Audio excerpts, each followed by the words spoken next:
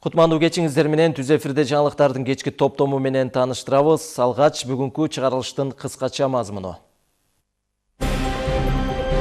Президент Сооронбай Жээнбеков Шанхай кызматташтык уюмуна мүчө мамлекеттердин тышкы иштер министрлери менен жолукту. ШКУга мүчө мамлекет башчыларынын саммитинде 30дай документке кол коюлат. Мындай маалымат ШКУ тышкы иштер министрлер кеңешинин жыйынында бекитилди. Арзан турак жай программасынын пайыздык ченемин күз мезгилинде 6%га түшүрүү мерчимделүүдө. Кыргызстандын электрондук өз ара аракеттенүү борборунун түндүк тутуму Эстония академиясынын сыйлыгына татыктуу болду.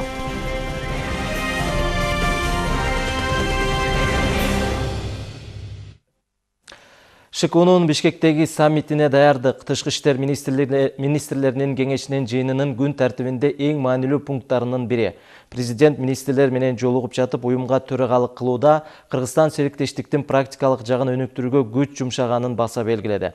Бул саясат экономика, коопсуздук тармактары, маданий жана гуманитардык байланыштар жана ошондой эле парламенттер аралык кызматташтыкты алдыга жылдыруу. Теманы кабарчыбыз Бактыгүл Султанбек кызы улантат.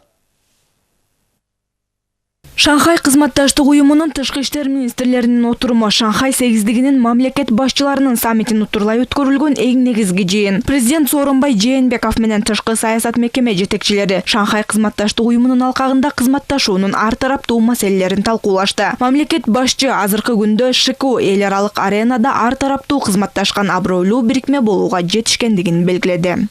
Уважаемые министры иностранных дел государств, членов Шанхайской организации сотрудничества, приветствуем всех вас на гостеприимной кыргызской земле. Добро пожаловать в Кыргызстан. Уважаемые друзья, ШОС на сегодняшний день состоялось как уникальное международное объединение по взаимодействию и выработке механизмов сотрудничества в различных сферах. Это не просто декларация, а реально действующий принцип взаимного доверия, равноправия и уважения. Кыргызская страна рассматривает многостороннее взаимодействие в рамках ШОС в качестве одного из приоритетных направлений внешней политики. Мы готовы к дальнейшему укреплению сотрудничества в политической сфере, повышению безопасности, активизации торгово-экономической и культурно-гуманитарной составляющей ШОС. Бул жылы Кыргызстан ШКУга төрагалык кылуу алкагында 20дан ашуун ар тараптуу тармактагы иш-чараларды өткөрдү. Жыйындар министрлердин, ошондой эле эксперттердин деңгээлинде орун алды. Мамлекет башчылардын саммитин утурлай коопсуздук кеңеш катчыларынын, коргоо кеңешинин, антинаркотикалык мекемелердин жетекчилери бир аянтка чогулду. Ал эми экономикалык кызматташтыкты арттыруу үчүн бизнес форуму уюштурулган. Уважаемые министры, в период председательства мы сосредоточили усилия на развитие практической составляющей нашего партнерства. Это сферы политики, экономики, безопасности, культурных и гуманитарных связей, а также продвижение межпарламентского сотрудничества. ШКУ мамлекеттери маданий тармакта дагы кызматташууну артка калтырышпайт. Уюм элинин маданий интеграциясын өнүктүрүү максатында Ысык көл жээгинде ШКУ жибек жолу эл аралык марафону өткөрүлгөн. Ошондой эле кызматташкан мамлекеттердин назик катмарын камтыган аялдар форуму дагы орун алды. Жакынкы арада ШКУ мамлекеттеринин медиа форуму өткөрүлөөрү планда бар. Тышкы иштер министрлери мындай чоң иштерди аткарып, Кыргызстан Шанхай духун мурдагыдан дагы бекемдегендигин белгилешти. Кыргызстан Шанхай кызматташтык уюмуна төрагалык кылган учурда ири иштер аткарылды. ШКУнун максаттарын жана милдеттерин алдыга жылдыруудагы Кыргызстандын аракеттерин биз жогору баалайбыз. ШКУнун алдындагы Бишкек саммити биздин мамлекеттердин кызматташтыгын арттырып, өз ара аракеттешүүсүн бекемдээрине көзүбүз жетет. ШКУ саммити ийгиликтүү өтөөрүнө ишенип, аны өткөрүүгө ар тараптуу кол кабыш кылууга даярбыз. Мындан тышкары Сооронбай Жээнбеков өткөн жылдагы Сындау шаарында кабыл алынган милдеттер ыргагы менен ишке ашып жаткандыгын белгиледи. Дүйнөлүк саясаттын учурдагы процесстеринин контекстинде жана экономикада ШКУну өнүктүрүү максатына жетишүү үчүн аракет күч.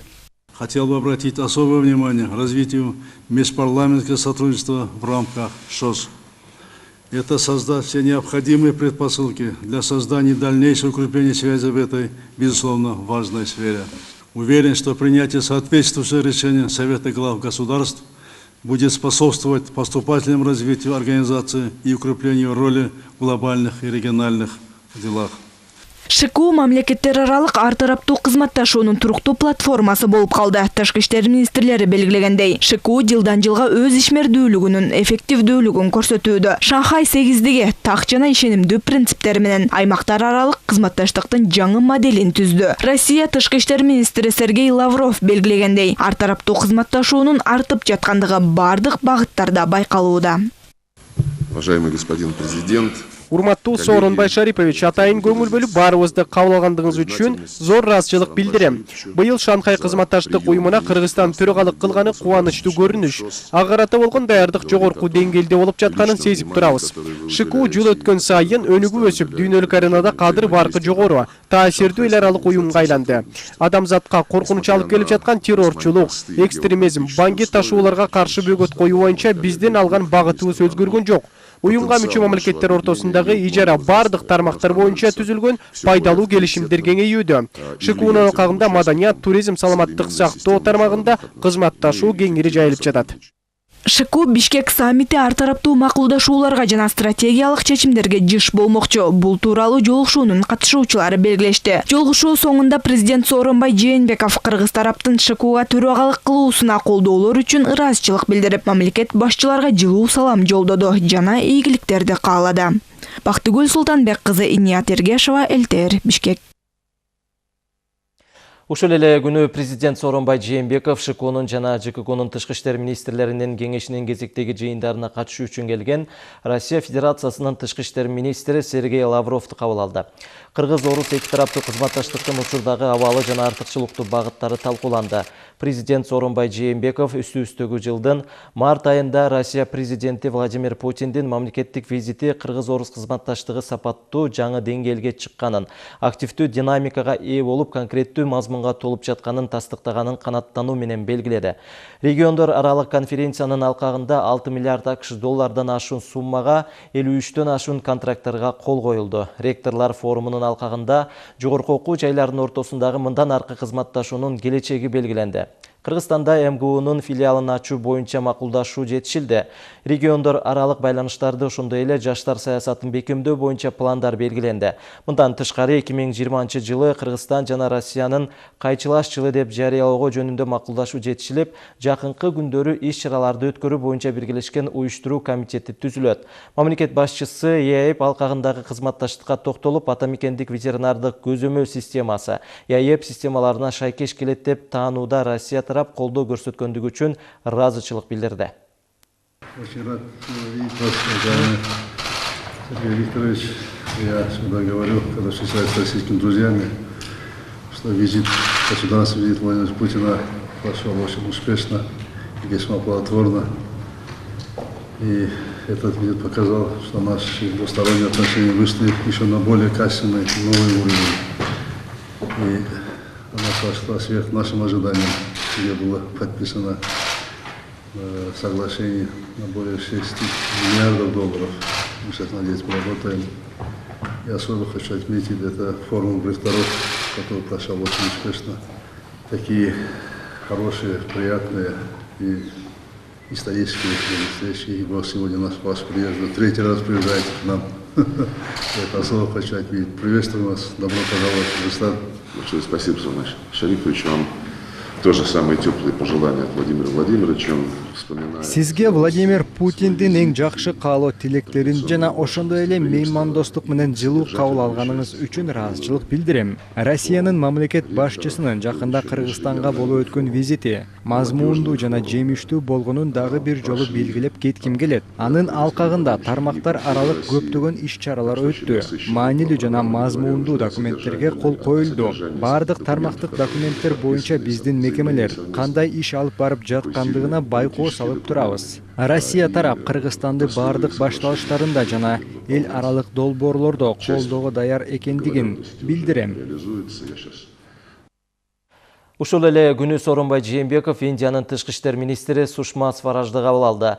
Эки тараптуу кызматташуунун келечеги тууралуу пикир алмашуу болуп, мамлекеттер аралык соода-экономикалык жана маданий гуманитардык алакаларды өнүктүрүү маселелери жана Кыргыз-Индия өнүгүү фондун түзүү мүмкүнчүлүгү талкууланды. Президент 2019 жылдын апрель айындагы парламенттик шайлоонун ийгиликтүү өтүшү менен куттуктап, Индиянын премьер-министри Нарендра Модинин Кыргызстанга расмий визит менен келиши күтүлүп жатканын белгиледи. Ал эки өлкөнүн кызматташтыгын мындан ары тереңдетүүгө жана аны жаңы сапаттуу деңгээлге чыгарууга даяр экенин билдирди. Сушма Сварадж кабыл алуу үчүн ыраазычылык билдирип, Индиянын премьер-министри Нарендра Модинин эң жакшы каалоо тилектерин билдирип, анын саламын жолдоду. Ал бардык багыттар боюнча эки тараптуу кызматташтыкты кеңейтүүгө даяр экенин белгилеп, мамлекеттик мекемелердин ишмердигин санариптештирүү маселелерине жана парламенттик демократияны өнүктүрүүгө өзгөчө көңүл бурду. Ардактуу министр айымыза сиз менен кайрадан жүз көрүшүп жолугуп турганыма мен абдан кубанычтамын. Кош келиңиз. Сиз жакшы билесиз, Кыргызстан үчүн Индия бул жакын дос, жакын өнөктөш мамлекет. Бизде менен болгон мамилени мен абдан сыймыктанабыз. Эки мамлекеттер аралык кызматташтыкты бекемдегенге, ошону өркүндөткөнгө, чындыганга абдан кызыктарбыз биз. Алан сизди куттуктайм. Эки айга созулган парламенттик шайлоону ийгиликтүү өткөзүп алдыңыздар. Шанхай кызматташтык уюмуна мүчө мамлекет башчыларынын саммитинде 30дай документке кол коюлат. Бул макулдашуулар пакети Бишкек шаарында өткөн ШКУ тышкы иштер министрлер кеңешинин жыйынында бекитилди. Макулдашыла турган негизги документ ШКУну өнүктүрүүнүн артыкчылыктары жөнүндөгү Бишкек декларациясы жана мүчө мамлекеттердин кызматташуусунун алкагындагы позицияларын ирилештирүү. ШКУ ТЭИМ кеңешинин жыйынында ошондой эле Афганистанды колдоо боюнча жол карта кабыл алынды. Теманы кабарчыбыз Бактыгүл Султанбек кызы улантат. ШКУ 2019 үстүбүздөгү жылдын июнь айында өтүүчү мамлекеттин маанилүү саясий окуясы. Аны утурлай өлкөдө расмий эле эмес ШКУ ысык-көл марафону, ШКУ аялдар форуму, ШКУ бизнес форуму сыяктуу масштабдуу иш-чаралар өткөрүлдү. Мындан тышкары жакынкы арада ШКУ массалык маалымат каражаттарынын отуруму болот. Ал эми бүгүнкү өткөрүлгөн Шанхай кызматташтык уюмунун тышкы иштер министрлер кеңешинин жыйыны, жогорку деңгээлдеги ШКУ мамлекет башчыларынын саммитине багытталган жыйынтыктоочу иш-чара.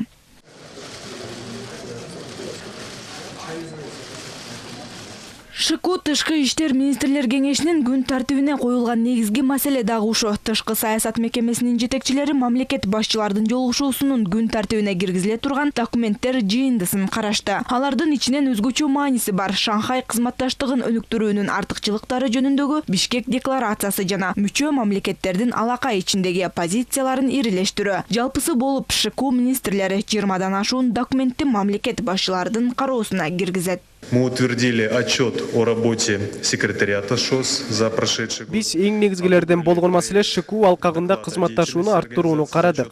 Бишкек декларациясынын долбоору кабыл алынды. Көңүл борборунда 2018 жылы 9-10 июнда Циндао шаарында өткөн ШКУ мамлекет башчыларынын саммитинде кабыл алынган маселелер канчалык деңгээлде ишке ашкандыгы болду. Биз ШКУ катчылыгынын өткөн жылдагы отчетун бекиттик. Саммиттин маанилүү жыйынтыгы ШКУ катчылыгынын алакасын өнүктүрүү жөнүндөгү жол картасы болду. Биринчи жолу Шанхай кызматташтык уюму жана Афганистан линиясы боюнча жол карта мамлекет башчылардын кароосуна киргизилгени турат. ШКУ тышкы иштер министрлери буга тиешелүү долбоорду кылдат карап чыгышты. Нынешнее заседание Совета министров иностранных дел. ШКУ тышкы иштер министрлеринин бул жыйыны уюм алдында турган милдеттерди ишке ашыруудагы негизги баскычы десем болот. Жүзөгө ашкан максаттар ШКУ кызматташтыгын арттырууга түрткү берет. Кыргызстандын төрагалык кылуусунун алкагында кызматташтыкты тереңдетүүгө болгон алгылыктуу кадамдар жасалды.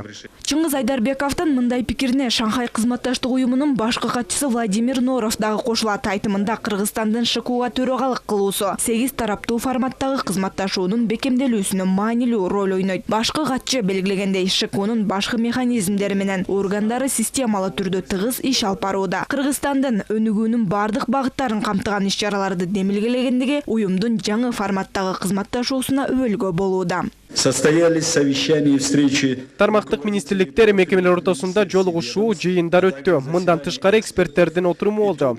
Аткарылган иштердин жыйынтыгы бир катар чечимдер менен документтерди даярдоого түрткү берди. Ишенимдүү түрдө белгилей кетсем болот, мамлекет башчылар тарабынан кабыл алынса, уюмдун өнүгүүсүнө зор салымын кошуп, туруктуулук жана коопсуздукту сактоого көмөктөшөт. Ошондой эле ар тараптуу экономикалык жана маданий гуманитардык кызматташууну арттырат. Шанхай кызматташтык уюмуна кирген мамлекет башчыларынын саммити 13-14 июнда өтөт. ШКУга 8 мамлекет: Кыргызстан, Кытай, Казакстан, Россия, Пакистан, Индия жана Өзбекстан менен Тажикстан мүчө. Дагы 4 мамлекет: Афганистан, Белоруссия, Иран жана Монголия байкоочу макамга ээ. ШКУ Тышкы иштер министрлер кеңешинин саммитинин жыйынтыгы уюмдун кызматташуусун арттырууга болгон дем. Бактыгүл Султанбек кызы, Бакыт Кыязов, ЛТР, Бишкек. Ордо калаада ШКУ Тышкы иштер министрлер кеңешинин саммитинен соң ЖККуга кирген мамлекеттин тышкы иштер министрлери жыйынга чогулушту. Жыйындын катышуучулары менен жолугуп жатып, президент Сооронбай Жээнбеков Кыргызстан ЖККу алкагында аймактык интеграцияны мындан ары тереңдетүү маселесине биринчи даражалуу маани берет деп билдирди. Мамлекет башчысы уюм түзүлгөн мезгил ичинде ЖККуну мындан ары өркүндөтүү жана дараметин бекемдүү багытында максаттуу иштер жүргүзүлгөнүн баса белгиледи. Кыргызстандын уюмга төрагалыгынын алкагында мурда жарыяланган жол улоочулукту сактоого багытталган приоритеттер раттуу илгерилетүүдө. Кыргызстан алдыга коюлган милдеттерге жетишүү, ошондой эле жалпы биздин жамааттык коопсуздукту бекемдөө үчүн бардык күч аракетин жумшоодо деп белгиледи Сооронбай Жээнбеков. Ал баса белгилегенде, бүгүнкү күндө ЖККу аймагында абалды туруксуздаштыруу коркунучу сакталууда. Оганстандын түндүк провинцияларында жана жакынкы чыгышта террористтик уюмдардын жогорку активдүүлүгү ЖККу өлкөлөрүнүн аракеттерин бириктирүүнү талап кылууда. Тажик-Афган чек арасындагы чыңалууну азайтуу боюнча чечимдерди кабыл алуу олуттуу мүнөзгө ээ. Биргелешкен аракеттерди көбүрөөк талап кылган багыттарда жамааттык аракеттерди бириктирүү маанилүү болуп саналат. Бул контекстте ЖККу алкагында мамлекеттик чек араларды кайтаруу чөйрөсүндө өз ара аракеттешүүгө өзгөчө көңүл буруу зарыл деп белгиледи Сооронбай Жээнбеков. Жолугушууда Казакстандын тышкы иштер министри Бейбут Атамкулов, Россиянын тышкы иштер министри Сергей Лавров, Армениянын тышкы иштер министри Загроб Нацаканян, Тажикстандын тышкы иштер министри Сироджиддин Мухриддин, Белоруссиянын тышкы иштер министринин орунбасары Андрей Дяпкунас, ЖККу башкы катчысынын милдетин аткаруучу Валерий Семерков сөз сүйлөштү. 2019 жылдагы Кыргыз Республикасынын ЖККунун төрагалыгы алкагындагы бардык иш-чаралар уюшкандыкта жогорку деңгээлде мазмундуу өтүп жаткандыгын белгилешти.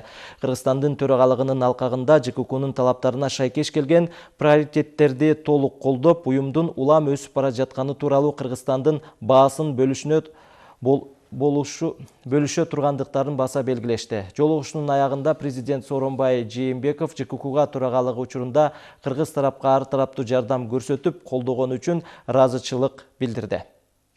Кыргызская республика придает первостепенное значение вопросам дальнейшего углубления региональной интеграции в рамках ОДКБ. В рамках председательства мы последовательно продвигаем ранее озвученные приоритеты, которые направлены на сохранение преемственности. Кыргызская республика приложит все усилия для достижения поставленных задач, а также укрепления нашей общей коллективной безопасности. Коопсуздук маселеси жамааттык коопсуздук келишими уюмунун тышкы иштер министрлеринин кезектеги жыйынынын күн тартибинде карала турган негизги тема. Министрлер чектеш аймактардагы коркунучтарга биринчи кезекте террористтик уюмдарга каршы туруу чараларын талкуулашты. ЖККу алкагындагы тышкы иштер министрлеринин жыйыны салттуу түрдө алгач тар, андан соң кеңейтилген курамда орун алды. Жыйын соңунда протоколго кол коюлду. Белгилей кетсек, жамааттык коопсуздук боюнча кызматташуу уюмуна Армения, Белоруссия, Казакстан, Кыргызстан, Россия жана Тажикстан кирет. Быйылкы жылы ЖККуга Кыргызстан төрагалык кылууда.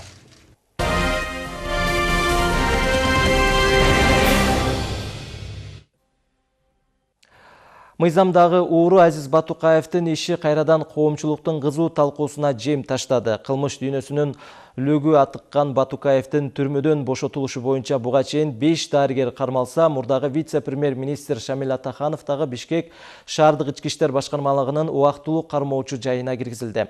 Ошондой эле ошол кездеги саламаттык сактоо министри Динара Сагынбаева, жаза аткаруу мамлекеттик кызматынын төрагасынын кеңешчиси Калыбек Качкыналиев да ушул ишке байланышы бар деп камакка алынды. алынды. Крим төбөлдүн абактан чыгышына дагы кимдер жол ачкан кезектеги сюжетте сөз болот. Мыйзамдагы урун Азиз Батукаевдин абактан бошотулушу азыркыга чейин кызуу талкууланып келет. 16 жылга кесилип, 2013 жылдын 9 апрелинде нарындагы абакта отурган жеринен чыгарылган. Крим төбөл атайын даярдалган унаага отургузулуп, жаза аткаруу мамлекеттик кызматындагылардын коштоосунда жол тартат.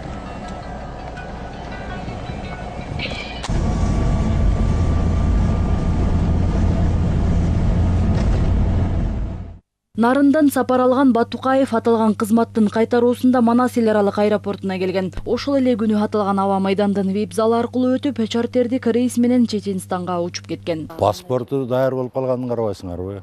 Бул азыр деле барсаңар, мен паспорт алайын дедим эле, жаңы жакшы шарттарды иштеп атышат. Мурун кандай шарт жок болчу. Анан даяр паспортун колуна берип келе кой деп, сопровождениени алып келип аэропортко чейин. Эми вип зал аркылуу кеткени мейли, ал випке ким акча төлөсө вип менен кете берет. Частный самолет эле мейли, макул, жалдап келсин деп коелук. Калган жагынын баарын биздикилер уюштуруп алып келип мына деп колун өткөрүп берип атпайбы? Мурдагы өкмөт мүчөлөрү башкы прокурор баш болуп Азиз Батукаевдин аз гана өмүрү калганын айтып чыгышкан. Бул маселе жогорку кеңештин жыйынында дагы талкууланып, парламент Батукаевдин бошотулушуна каршы токтом кабыл алганына карабай, абакта жаткан Крим төбөлдү чыгарып жиберишкени маалым. Перечень заболеваний турса, ал перечень боюнча куткарууга, бошотууга бул оору боюнча жатса, анда мен ойлойм, прокурордун кыймыл аракетинде эч бир мыйзам бузуу жок. Анан сиз айтып атасыз, биздин врач ошондой, биздин врач, профессор ошондой корутундуну берди. Эгерде катуу больной болсо, неизлечимый болсо, аларды сөөгүн алып чыккандан көрө аны туугандарына эртерээк берип койгон жакшы. Бардыгы чыгып кетти, азыр ал жерде отургандардын баары жооп берип атат. Ал эмнетсе мыйзамдуу, бул эмнетсе мыйзамдуу. Андай болсо түрмөдөгүнүн баарын чыгарып салгыла көчөгө мыйзамдуу деп. Сот 336 статьяны колдонуп туруп чыгарып атат. Ал жерде 3 пунктта жазылып атат. Ошол статьяда кылган кылмышынын оордугун караш керек деп. Биз баш кесер, кан ичер жөнүндө сүйлөшүп атсак, сот аны чыгарып жиберет. Бүгүн бул жерде отурган өкмөттүн мүчөлөрү, баш прокуратура, улуттук коопсуздук кызматы бардыгы жапжакшынакай деп коюп отурасыңар. Күч органдары каякты карап атат. Бир күндө учуп кетип атат. Бу жерде дагы бир күч органынын жетекчиси айтат, өлтүрүп алсак ит эле болобуз. Кимдин алдында ит болобуз? Кимге? Силер ошо обязательство алгансыңар, өлтүрбөйлү ушун тирик сактап жеткизип берели чечняга деп. Мыйзамдагы уру Азиз Батукаевдин мөөнөтүнөн мурда абактан бошотулушу боюнча депутаттык комиссия түзүлгөн. Ошол убакта алар 1 айдан ашык иштешет. Крим төбөлдүн абактан чыгарылышын бийлик жетекчилери алдын ала сүйлөшүп алып жасашкан деген комиссиянын корутундусу бар. Бул кыңыр иш анализден башталган дешет саясаттануучулар. Ошо каналарды ал жерге ошо ГСИМдин, же болбосо Иштер министрлигинин, же болбосо Министерство юстициянын РНИЛСтин өкүлү келип, күбө болуп туруп, анан ошол жерден канын сордуруп, аны деген пробирка коюп, аны бекитип, анан кийин анатайын үкөккө салып печеттеп, анан институт гематологияга алып келип, күбөлөрдү чакырып келип, анан кайра ачып, анан аныктайт. Бул жерде ал болгон эмес. Жиберишкен бирөөнү тапкан андай адамды, ал киши азыр барбы жок бар эч ким билбейт. Азыр Батукаевдин түрмөдөн бошотулушуна шектүүлөр камакка алына баштады. Буга чейин тергөөнүн алкагында 5 дарыгер кармалып, 2 кайрадан үй камагына чыгарылган. Ушул эле ишке байланыштуу 15 майда мурдагы министр Динара Сагынбаева жана жаза аткаруу мамлекеттик кызматынын төрагасынын кеңешчиси Калыбек Качканалиев да камакка алынды. Акыркы убактагы камалуулар бир эле нерсени көрсөтүп атат. Азыр турмуш такыр башка. Жөн эле кишини күнөөлүү деп, аны бир саясий багыт иштебейт азыр. Себеби элдин талабы, коомдун өнүгүшү да такыр башка. Анан бул бир нерсени көрсөтүп атат да, демек ушул канчалык деңгээлде туура эмес болгондугун, канчалык деңгээлде ыплаш болгондугун, бул ошол учурда болуп кеткен бул жеке эле укук коргоо органдары эмес, сот, мамлекеттик бийлик органдарынын аброюну ушунчалык түшүргөн да. Анан мына бүгүнкү күндө анын натыйжасын көрүп атабыз да. Дыкат даярдалган иш боюнча кечээ эле мурдагы вице-премьер-министр Шамил Атаханов дагы камакка алынды. Ички иштер министрлигинин тергөө кызматына жеткирилип сурак берген. Азыр Бишкек шаардык ички иштер бөлүмүнүн убактылуу кармоочу жайында. Согласно статьи 98 Уголовно-процессуального кодекса Мурдагы вице-премьер-министр Шамиль Атаханов жазык процессуалдык кодекстин 98 беренесине ылайык кармалды. Аталган кылмыш иши боюнча бардык тергөө амалдары жана ыкчам тергөө иштери жүрүп жатат. Батукаевдин камактан чыгарылышы боюнча парламенттин депутаты Зарылбек Рысалиев дагы сурак берди. Эл өкүлү мыйзамдагы ууру эрте бошотулган кезде жаза аткаруу мамлекеттик кызматын жетектеп турган. Батукаевди аэропортко чейин коштоп барган кызматкерлердин башчысы бул инструкцияда бар экенин айтат. Мунун башында, бардын башында мен мурдалай айткам Атаханов турган. Атаханов Шамиль Есенжанович. Мына аны министр кылып алып келди, аны ГКМ кылып алып келди, аны вице-премьер-министр кылып алып келди. Мунун бардын башында Атаханов. Атаханов он коммерсант. Буга акча кылыш керек болчу. Жана аэропортто келген самолет, Чечняга Батукаев салып кеткен самолет, ал Атахановдун Данияр деген баласынын самолету. Мунун баары эл билет. Эске салсак, Батукаев киши өлтүрүүгө катыштыгы бар. Мыйзамсыз курал жасап сактаган жана массалык тополоң уюштуруу күнөөлөрү менен камалган. Крим төөлдөн абактан бошотулушу 6 жылдан кийин жанданып, тийиштүү тергөө, ыкчам иш-чаралары жүрүп жаткан кез. Бүгүн Бишкектин Свердлов райондук соту күнөөлөнүп жаткан Осмонбек Артыкбаевдин баш коргоо чарасын өзгөртүү боюнча акыйкатчы Токон Мамытовдун өтүнүчүн карап чыкты. Тараптардын жарыш сөзүн эске алуу менен өтүнүч канааттандырылган жок. Эске сала кетсек, УКМКнын убактылуу камак жайында мурунку премьер-министрлер Сапар Исаков, Жантүрө Сатыбалдиев, Жогорку кеңештин депутаты Осмонбек Артыкбаев, энергия сектордун топ менеджерлери Салайдин Авазов, Айбек Калиев кармалууда. Ал эми экс-финансы министри Ольга Лаврова үй камагына алынган. Бардыгына Бишкектеги жепти модернизациялоо учурунда коррупциялык ишке аралашкандыгы жана кызмат абалынан кыянат пайдаланганы үчүн күнөө тагылган. Сегодня судебное заседание начато. Соттук отурум өкмөттүн аппаратынан жана президенттин архивинен келген маалыматтарды жарыялоо менен башталды. Жактоочу Манукян Авазовдун кызыкчылыгында бир нече арыздарды айтты. Алардын биринчиси пенсиялык эсебин колдонууга уруксаат берүү. Ал өтүнүч канааттандырылган жок. Экинчиси кылмыш ишине тиркөө үчүн кошумча бир нече документтин көчүрмөсүн көрсөтүп, материалга кошууну өтүндү. Ал дагы канааттандырылган жок. Анткени түп нуска документтер керек. Бирок жактоочу документтин түп нускасын тиешелүү мамлекеттик органдан суроону өтүндү. Ал канааттандырылды.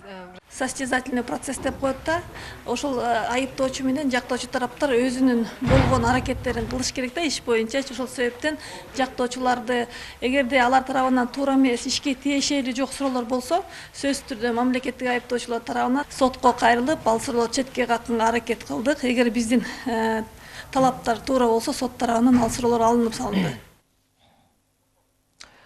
Президентке караштуу сот реформасы боюнча кеңештин катчылыгынын камкордугу алдында сот реформасынын алкагында иш-чараларды мониторингдөө боюнча иш тобу Ички иштер министрлигинин жетекчилиги жана башкаруучу курамы менен жолугушу өткөрдү. Анда 2019-жылдын март айынан апрель айына чейин Чүй, Жалал Абад жана Ош облусуна баруу менен жазык кодекстерин жана мыйзамдардын укук талаасында кандайча колдонулуп жатканын изилдөө максатында ишке ашырылган сот укуктук реформанын алкагындагы иш-чараларды мониторингдөөдөн жыйынтыктары талкууланды. Ошондой эле бузууларды каттоонун бирдиктүү реестринин иштөөсү, бузуулар жөнүндө кодексин колдонуу жана жаңы жазык мыйзамдарынын шартында ички иштер органдарынын ыкчам кызматкерлеринин ишиндеги көйгөйлүү маселелер да талкууланды. Жолугушуунун жүрүшүндө жазык укуктук жааттагы жаңы мыйзамдарды иштеп чыгууга катышкан укук эксперттери тарабынан жаңы жазык кодекстерди жана мыйзамдарды туура колдонуу боюнча сунуштарды айтышты. Ошондой эле мыйзамдарга киргизилип жаткан өзгөртүүлөр боюнча бирдиктүү көз карашты иштеп чыгуу жөнүндө бир түшүнүккө жетишилди. Иш процессинде кездешкен көйгөйлөрдү аныктап, аларды бирге талкуулоо боюнча да макулдашуу болду. Кылмыштардын жана жоруктардын бирдиктүү реестри, бузуулар жөнүндө бирдиктүү реестри ишке кирип, тергөө судьялары пробация институту ийгиликтүү иштөөдө. Булар соттук укуктук реформанын жемиштери. Анын алкагында миңдеген иштер кайрадан каралып, атуулдардын жазалары жеңилдетилди. Сот укуктук реформа кандай жүзөгө ашууда, эмне кемчилдиктери бар жана алдыдагы максаттарга кенен кабарчыбыз токтолот. Өлкөдө сот тармагын реформалоо уланууда. Буга соттук укуктук реформанын алкагында кабыл алынган кодекстердин натыйжалуу иштеп жатканын мисал келтирүүгө болот. Кылмыштардын жана жоруктардын бирдиктүү реестри, бузуулар жөнүндө реестри ийгиликтүү иштеп, тергөө судьялары иш алып барууда. Натыйжалуу иштери жүрүү үчүн убакыт талап кылынат. Себеби сот тармагын реформалоо олуттуу иштердин бири дешет эксперттер. Кылмыштар жана жоруктар боюнча бирдиктүү реестр иштеп атат. Бут органдар боюнча азыр ошо реестрге катталгандан баштап сотко чейинки тергөө амалдары жүргүзүлүп, иш жүргүзүлүп атат. Соттук тергөө судьялары иштеп атышат жерлерде. Маселелерди карап атат, бирок айтайын, көп маселелер бар, бирок бул убакыттын гана несеси. Ушу кодекстер толугу менен иштеш керек, толугу менен иштеп, укук коргоо системасында кылмыштуулук боюнча күрөшүү боюнча мындай эффекттер болуш керек. Соттук укуктук реформанын натыйжасын атуулар сезиши керек. Аталган реформа жаңылган жарандарды дароо түрмөгө салбай, аларды оңдоого шарт түзөт. Жыл башынан бери токтотулган миңдеген иш кайрадан каралды. Алардын айрымдарынын жазалары жеңилдетилди. Ушунун баары соттордун мойнуна жүктөлүп, алардын милдеттерин, жоопкерчилигин жогорулатты. Жерлердеги судьялар жаңы кабыл алынган мыйзам, кодекстер менен тажрыйба жүзүндө иштөөдө тушуккан кемчиликтер эске алынууда. Аларга кошумчаларды, толуктоолорду киргизүү боюнча долбоор даярдалып жатат. Практикада, тажрыйбада иштерди караганда, кодекстерди пайдаланганда ошоки бүт туура келбеген жерлери чыгып калып атат. Ошолорду биз оңдоп, атайын ошо жазык кодекске жана башка кодекстерге өзгөртүүлөрдү, кошумчаларды киргизүү боюнча закондордун, долбоордорду даярданып, ошондой парламент аркылуу ошо кодекстерге ошо өзгөртүүлөр киргизилет. Алдыда ошо жумуш турат да. Соттук укуктук реформа укук коргоо органдарынын эмес, биринчи карапайым калктын кызыкчылыгын көздөйт, алардын укуктарын коргойт. Анын алкагында ишин баштаган тергөө судьясы жыл башынан бери көп жумуштарды аткарууга жетишти. Ал сотко чейинки өндүрүшкө баам салууда. Ошондой эле адилет чечимдердин кабыл алынышын жана соттук процесске бардык атуулардын көзөмөл салуусун камсыздоо үчүн сот залдарын, тергөө кабинеттерин санариптештирүү иштери жүрүүдө. Оснащали суды подключением к интернету. Сот системасына санарип технологиялар киргизилүүдө.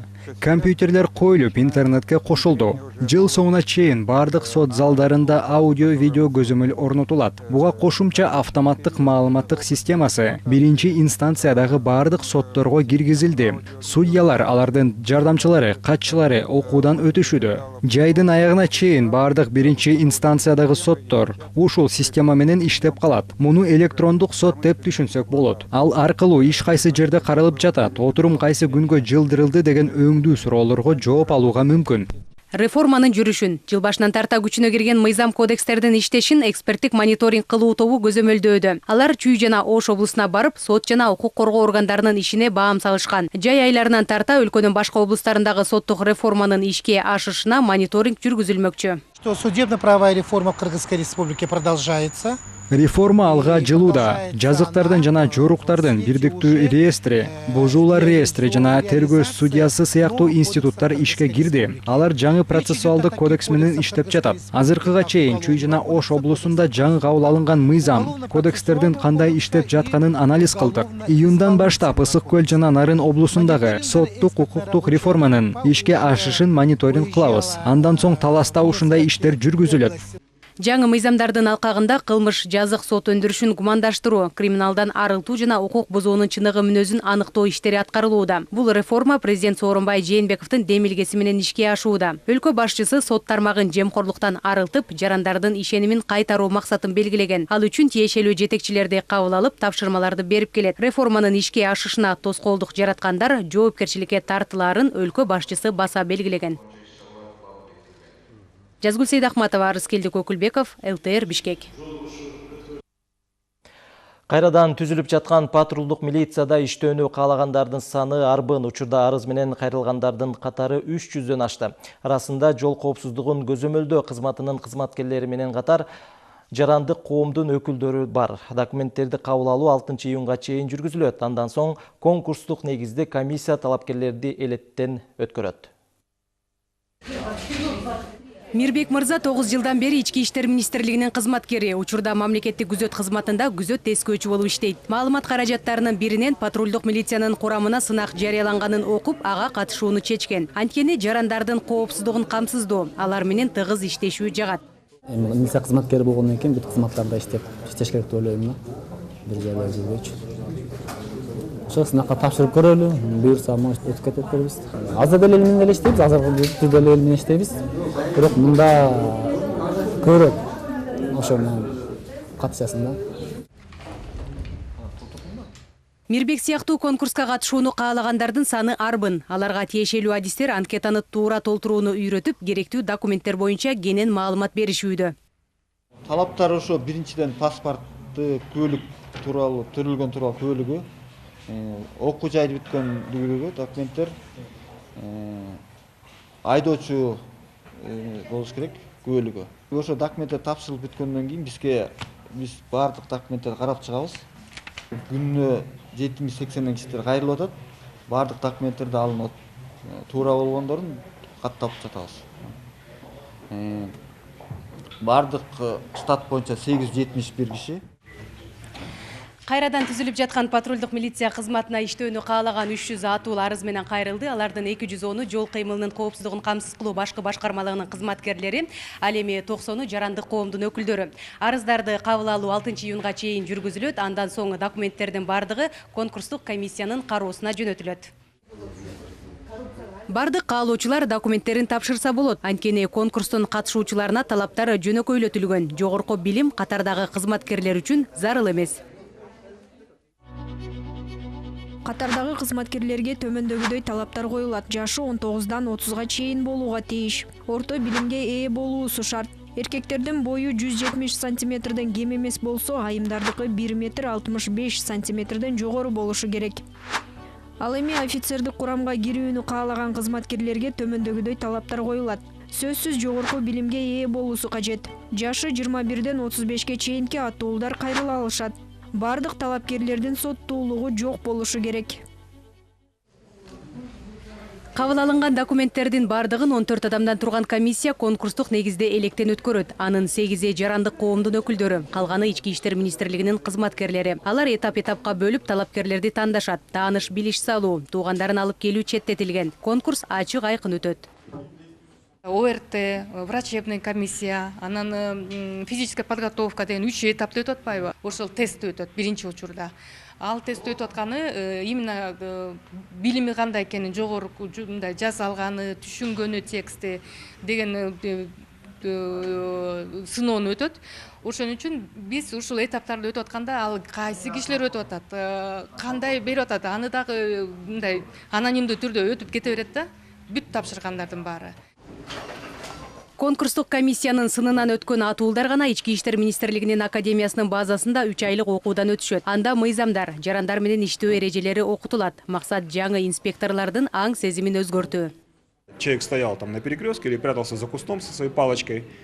Учурда калыптанып калган системаны жоюу негизги максатыбыз. Бадалдарга жашынып алып, унааларды токтотуп, акча өндүрүп алуу жоюлат. Милициялардан коркуп эмес, жарандар аларды коргоочусу катары көргүдөй болушу керек. Инспекторлор калктын коопсуздугун камсыздап, тыгыз иштөөсүнө шарттар түзүлөт.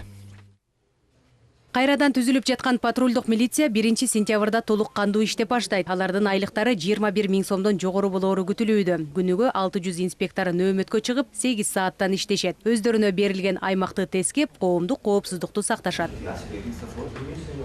Кабыл алынган кызматкерлерге жогорку айлык маяна, социалдык пакет жана карьералык өсүштү камсыздоо зарылдыгы бар. Анткени мындай шарттар түзүлсө, коррупциялык көрүнүштөр жоюлат. Жемкорлук фактыларын кыскартуу менен милицияга болгон калктын ишенимин кайтарууга мүмкүн. Муну өлкө башчысы баса белгилеген. Президент жол кырсыктарын азайтуу жана жолдогу коопсуздукту камсыздоону күчөтүү боюнча чараларды жана сунуштарды иштеп чыгуу үчүн түзүлгөн жумушчу топтун иши менен таанышып, алардын патрулдук милицияны кайрадан түзүү демилгесин колдоого алган. Жазгүл Сейдахматова, Жанадил Абубакир уулу, ЛТР Бишкек. Карабак айылында Кыргыз-Тажик чегарасында кырдаал тынч чегарачылардын толук көзөмөлүндө. Бул айылдын эски мазар аймагында мазарга жакынын көмгөн жарандар келип, Куран окуп жаткан учурда Тажикстандын чегара кызматкерлери келишкен.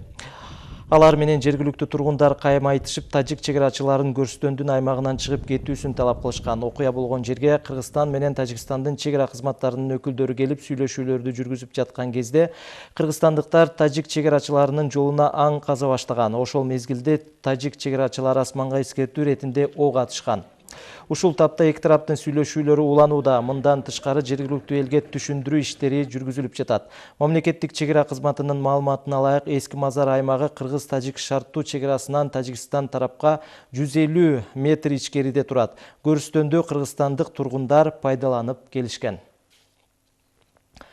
Өкмөттүн кезектеги жыйынында мамлекеттик сатып алуулар жана арзан турак жай 2015-2020 жыл программасы талкууланды.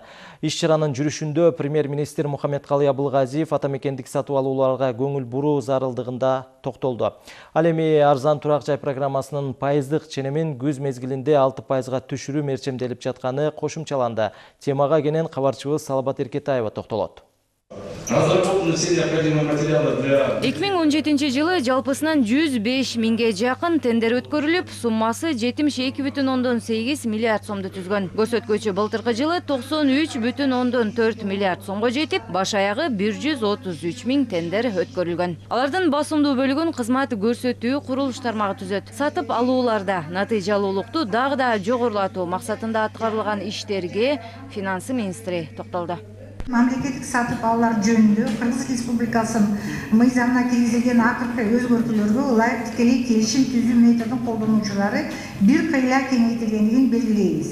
Аларда атасак, жыл ичинде тикелей келишим түзүү методун колдонуу методу менен минималдуу босоголук сумма чейин чыгымдардын ар бир бейнеси боюнча товарларды, жумуштарды, кызмат көрсөтүүлөрдү сатып алууга.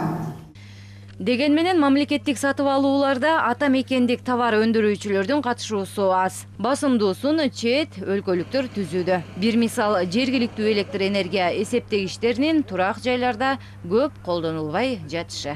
Национальный холдинг компаниясына биздин атамекендик баягы Энерком ишканасы тарабынан өндүрүлгөн счётчтөрдү сатып алуу боюнчачы. Бул боюнча Эмир Кубатович, кандай иштер болуп атат? Бүгүн ошол счётчиктерди биздин атамекендик өндүрүүчүлөр счётчуктан алып атасыңарбы же дагы эле Кытайдын же Турциянын счётчуктерин алып атасыңар? Иштер болуп атат. Бир нече инвестор чыкты. Биз буларга бир өндүрүш площадка бергенге даярбыз. Бирок баягы доля жагынан бир жагынан сүйлөшүү болуп атат. Там 50-51%. Азыр 3-4 инвестор бүгүнкү күндө бар. Сатып алуу боюнча саясатты өзгөртүү керектигине өкмөт башчы токтолду. Бул жаатта борборлоштурулуп, сатып алуу аракети көрүлүүдө. Мындай кадам ишке ашса, ириде сапаттуу дары-дармек алынаары бышык. Мамлекеттен 4 миллиард сомго чейин дары-дармек сатып алынды. 4 миллиард сомго чейин. Сатып алганда ар бир райондун ооруканасынын жетекчилери сатып алат. Бирөөндө мисалы үчүн 30 сом турса, бирөөндө ошол эле дары 300 сом турушу мүмкүн. Себеби дегенде мен ошондой тендер аркылуу сатып алдым дейм. Борборлоштуруп сатып алганда биздики жарандарыбызга сапаттуу дары барат, дары-дармек барат. Экинчиси, көлөмү чоң болгондо ошол товардын баасы да арзан болот. Өкмөттүн кезектеги жыйынында жергиликтүү турак жай 2015-2020 программасынын келечеги талкууланды. Ишкана тарабынан 4 миңге чукул жаран үй алса, суммасы 4,8 миллиард сомду түзгөн. Ипотекалык программа дагы 500 миллион сомго, 500дөн ашуун жаранга каражат берүүгө даяр. Ушул тапта ипотекалык компания ишмердүүлүгүн негизги 4 багытта алып барууда. Биринчиси өнөктөш банктар аркылуу жарандарга каражат алып берүү саналса, ишкана баалуу кагаздарды чыгаруу жаатында дагы иштеп жатат. Азыркы тапта 200 миллион сомго баалуу кагаздар чыгарылып сатылды. Түшкөн каражаттар алдыда башка категориядагы жарандар үчүн каралары пландалууда. Азыр Ош менен Бишкек шаарынын мэриясы тизме берип жатат. Үчүнчүсү болсо аманаттык кредиттик компанияны ачуу. Жеткиликтүү турак жай программасы 2015 жылы башталып, 2020 жылга дейре пландалган. Бул убакыт аралыгында башкармалык көздөгөн максатына жеттиби деген суроо бар. Азыр 2019 жыл, 20 жылга 6 ай убакыт калды. Сиз жетекчи катары айтыңызчы, ушул мамлекеттик программа аткарылдыбы, аткарылбадыбы? Аткарылып атат, биз көрсөтпөдүк, 70% аткарылып атат бүгүнкү күндө. Бул сиздин көз карашыңызда жетекчи катары Жеткиликтүү турак жай программасы аркылуу үй сатып алгандардын көбүнчөсү Бишкек жана Ош шаарында. Бюджеттик кызматкерлердин айлык акысы аз болгондуктан пайыздык ченемди төлөө оорчулукту жаратып жатканына өкмөт башчы токтолду. Бул жаатта быйыл күз мезгилинде пайызды 6га түшүрүү пландалууда. Бул эми биз биринчисинде баягы мамлекет өзү түрткү бере турган механизмди азыр жазадык да, туурабы? Азыр түрткү бере турган механизмди жазадык. Эми бияка бизнести тарталык. Бизнести тартып, анан куруучу компаниялар келет бул жерге. Бизнес келсе, куруучу компания келсе, бизнес болсо өзүнүн финансылык каражаттары менен келсе, мына ушул механизмге биз да жакшы шарт түзүп беребиз. Жыйындын жүрүшүндө премьер-министр Мухаммедкалый Абылгазиев үстү-үстүгү жылдын 4 айындагы көрсөткүчтөргө токтолду. Бул убакытта соода жүгүртүү 6,7 миллиард долларды түзсө, анын 4,7 миллиард доллары Шанхай кызматташтык уюмуна мүчө мамлекеттер менен жүргүзүлгөн. Ички дүң продукция 149,6 миллиард сомду түзүп, реалдуу өсүш 5,7% болду. Тышкы соода жүгүртүү көлөмү 1,5 миллиард доллардан ашты. Анын ичинде экспорт 434 миллион доллар. Же болбосо экспортубуз биздики 13,7%га өстү. Булардан чоң көрсөткүч. Импорт бул эми экономиканын мыйзамдары боюнча импортубуз 8,7%га азайган. Айта кетсек, быйыл 1300 адамды жумуш орду менен камсыз кыла турган Макмал алтын кени ачылганы турат. Инвестициянын көлөмү 75 миллион долларды түзөт. Ушул сыяктуу ири 5 завод Ысык көл, Чүй, Ош жана Нарын облустарында ачылганы турат. Салабат Эркетаева, Бекзат Машрапов, ЛТР, Бишкек. Кыргызстандын электрондук өз ара аракеттенүү борборунун түндүк тутуму Эстония Академиясынын сыйлыгына татыктуу болду. Сыйлыкты тапшыруу аземине 130 мамлекеттен 500гө жакын делегаттар, ошондой эле Буудан жана Европа биримдигинен өкүлдөр катышты. Аталган системин кыска мөөнөттө ишке киргизүү башка өлкөлөрдүн кызыгуусун арттырды. Өлкөдө 2016 жылы ишке кирген электрондоштуруу система туурасында Айтбүз Ыргакбек кызынын материалында. Now the government of Kyrgyz Republic offers more than 100... Кыргызстан санариптештирүү боюнча Европа өлкөлөрүнө өзүн көрсөтө алды. Түндүк электрондук башкаруу тутумун кыска мөөнөттө ийгиликтүү ишке ашырган үчүн Эстониялык электрондук башкаруу академиясынын сыйлыгына татыды. 21 майда Таллинде тапшырылган күтүүсүз сыйлык туурасында Маалыматтык технологиялар жана байланыш мамлекеттик комитетинин алдындагы электрондук өз ара аракеттенүү борбор мамлекеттик ишканасынын директору Нурия Кутнаева билдирди. Сыйлык тапшыруу аземине Бириккен Улуттар уюмунун жана Евро биримдиктин кызматкерлери жана дүйнөнүн 130 өлкөсүнөн 500дөн ашуун өкүл катышты. Actually, I should say that it's not that we are working for 2 years. электрондук башкаруу боюнча конференцияга чакырган. Ошол конференцияда Кыргызстанга мындай наам берет деп эч ким билген эмес.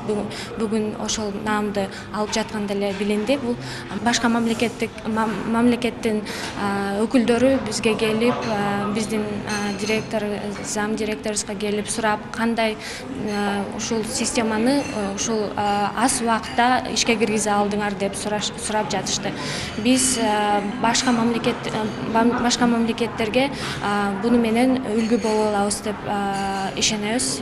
Ушундай эле сыйлык менен 2018 жылы Украина сыйланган. Алардын түндүк окшош мамлекеттик мекемелердин өз ара кызматташуусуна багытталган Трембита системасы Эстониянын тажрыйбасынын негизинде түптөлгөн. Ал эми Кыргызстандын 1 жыл ичинде 50дөн ашуун мамлекеттик мекемени бирдиктүү маалымат тутумуна бириктирип, эл аралык абройлуу сыйлыкка татыган ийгилик жаратууга өлкө башчысынын 2019 жылды санариптештирүү жылы деп жарыялап, ар тараптуу колдоо көрсөткөнү түрткү болду. Мамлекеттик органдар кошуу үчүн, андан тышкары биздин президентибиз түндүк системасын колдоосу үчүн биз ушундай жетишкендерге жетиштик деп ойлойбуз. Бул наам бизге, биздин мамлекеттик органдарга жана мамлекеттик кызматтарды автоматташтырганга чоң стимул болду деп эсептейбиз.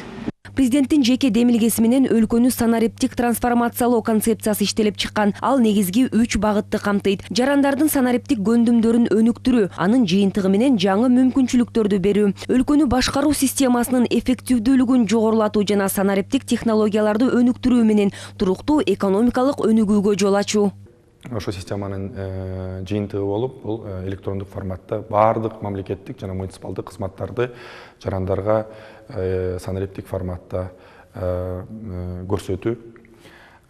Эң негизги бул тармактын дагы бир багыты бул коррупциондук кандайдыр бир тобокелчиликтерди жокко чыгаруу. Аны менен бирге бул экспорттук потенциалды күчтөтүү. Ошол биздин улуттук IT компаниялар өзүнүн иштеп чыккан технологияларын башка өлкөлөргө экспорт кылууга шарттарды түзүү.